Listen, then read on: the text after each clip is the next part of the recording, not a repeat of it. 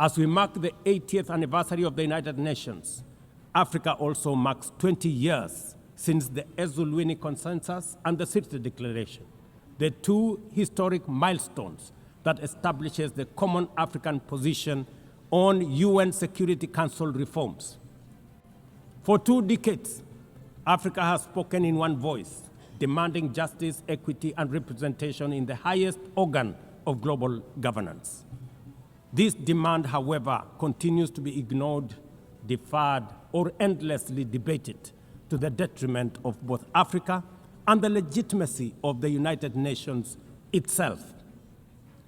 You cannot claim to be the United Nations while disregarding the voice of 54 nations. It is not possible.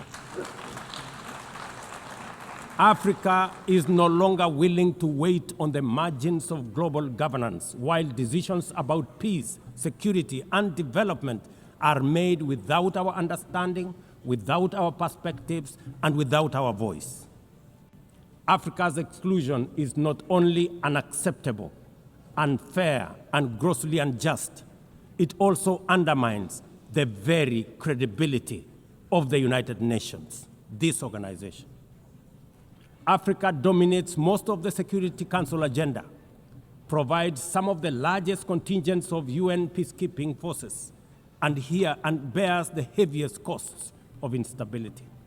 Yet we remain the only continent without a permanent seat at the main table where decisions about our destiny are made.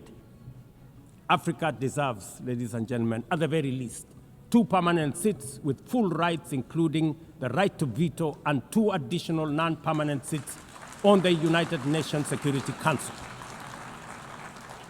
The world must understand that reforming the Security Council is not a favor to Africa or to anybody. It is a necessity for the United Nations' own survival.